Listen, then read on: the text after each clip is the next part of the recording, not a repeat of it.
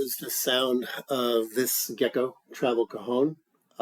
Here's the thickness. It's got the projection hole right here. It's got two little side areas where you can adjust the snares. As you probably heard, the snares are on each side. So you have one set here, one set here, and then if you hit the middle, it's more of a bass sound, and you can also kind of tap it with your fingers and get sort of a tom sound. It's got a little bit of snare in it.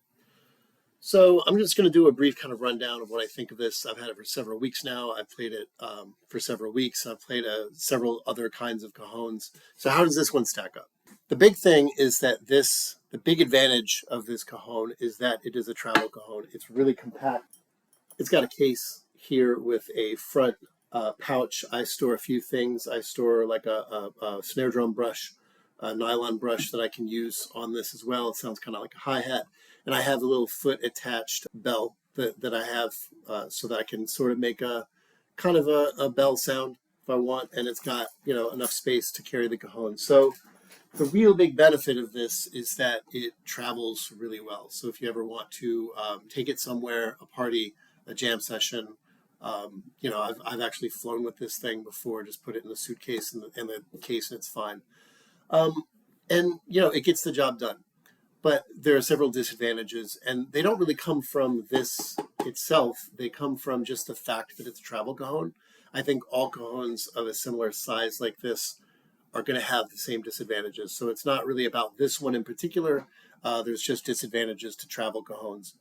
So like I said, this cajon really does get the job done if you just want something to kind of jam on and kind of tap on and stuff like that.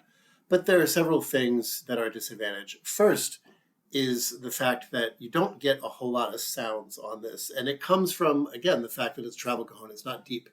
In order to get a good bass sound, you need it to be deep. Now, you could hear on the sample that I gave you that you could definitely hear a bass type of sound that's very different from the snare sound. But the bass sound isn't very deep. If you get a regular cajon or like a slap top cajon that kind of sits between your legs, there's a deep spot there for the bass. So you not only hear like this flat thing like that, you hear like a boom, boom. It's got the nice resonance. This does not have that. The bass sound is definitely serviceable as a kind of a pretend bass sound, but it sounds like a bass that you would hear if it was mixed without a whole lot of actual bass in it. It's just that kind of slap. So you have that.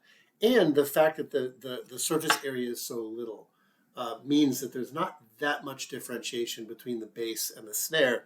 In fact, I don't know if you can hear it on the video, but if you hit the bass, it sort of mildly activates the snares, so you can hear a little bit of snare in there. I don't know if you could hear that, but you can definitely hear a little bit of snare.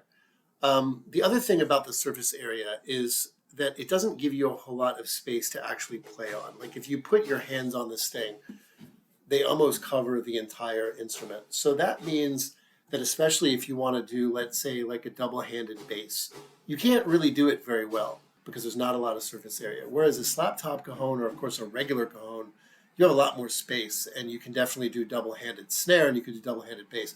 Of course, you can do double-handed snare on this because the snares are on both sides.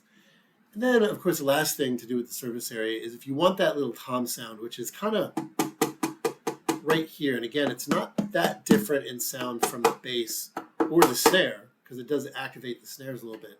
It's a very, very small surface area. Now, the second problem with this, and again, it's not this device, it's the travel cajon in particular, is that it doesn't really project very well. This is the projection, and frankly, there's not enough space inside the cajon to get a lot of echo and resonance to kind of project outward. So you're definitely going to hear this if you're in a room with other people and they're playing. Although if you're playing live instruments and someone, let's say, is playing an acoustic guitar or an amp that's turned up mildly loud, it's just going to drown this out. So what I would suggest if you're going to, let's say, play with this at a club or something like that, is that you will want to get something like a pickup and an amp for it. So get some sort of mic that can mic this thing up. Now, that's kind of a downside in some cases. Like if I'm playing this outside, where the sound isn't going to carry as well as in a room like this, especially without carpeting, it's not going to project that far. So I can actually play it in one area of an open space and have people kind of be able to hear it in another area, but not that much. But where that could be an advantage is that if you wanted to play this inside and not really disturb people, you probably could, depending on if you were far enough away in the house. I have 2 small children. They go to sleep fairly early. Sometimes I'd like to play and I can't really play outside for whatever reason. I'm pretty sure, I've never actually tested this, but I'm pretty sure if I go into one area of the house over here and they are in the other area of the house over there, let's say sleeping, I could theoretically play this if my doors were closed and not wake them up. That's really good if you just want to play something indoors and you don't want to disturb people. And if you're a drummer, you know what I'm talking about. Drum sets are loud. They're just inherently loud. They inherently take up a lot of space. This is the opposite of that. It not only doesn't take up a lot of space, but it's not very loud. Now, the last thing that I want to talk about is this has no way to grip to anything. So with a slap top cajon, of course, you would hold it between your legs. It has that longer piece that kind of holds between your legs. If you're on a regular cajon, of course, you're sitting on it, so it's not going anywhere. This cajon, with the bottom just being completely wood like it is, it's really hard to keep it in your lap. So I'll just kind of show you, I'll illustrate. Every once in a while between beats, I have to kind of hold it with my hand. Now, there's several ways you can get around that. So if you do get something like this and you want to keep it steady in your lap, there's a few things. Number one is I don't like to play it with my legs straight because it flops around too much. It slides around this way and that way and I have to hold it.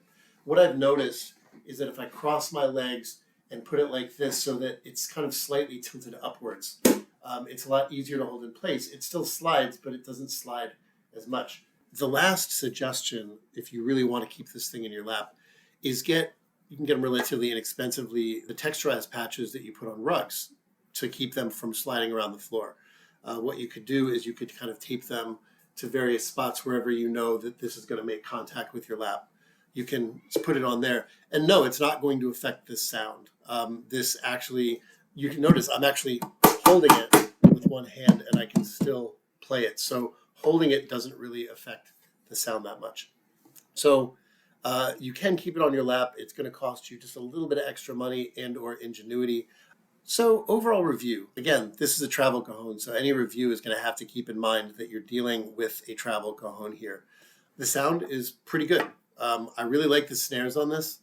I think they sound really tight, and of course you can adjust them, so if you want them looser, you want them tighter. It almost sounds like that kind of rim shot sound. And if you pressure the center and hold down the bass part, you can get this really nice rim shot right there. I really like that. My slap top cajon, I don't think actually has as good a snare sound as this one. I just like that really tight, crisp feel. Of course, the bass sound is a downside. It doesn't give you that resonance. It's just a very flat kind of thump, thump sound rather than a boom kind of sound. And then the tom sound, it's passable. It activates the snares a little bit, but it does give you that looser kind of low tom sound. You're not going to get a whole lot of versatility, but the sounds that this does have are pretty good. So if you're using it for like just a jam session, writing a song with other people and you don't want to break out the drum set. And lastly, the lap thing, it really is bothersome. That's probably the biggest downside for me. I can secure it with those texturized rug patches. But again, that's an extra step. But again, all of that isn't the fault of this cajon. It's really the fact that a travel cajon, you're going to get those things with any travel cajon that you get. And as far as travel cajons go, guys, this one's a really good one. So I would definitely recommend it if you want to just something to just kind of slap on, play on. You don't want to play a lot of gigs with it. You're not expecting a wide variety of sounds. You're just expecting the basics. This is the basics. So I would definitely recommend it for that.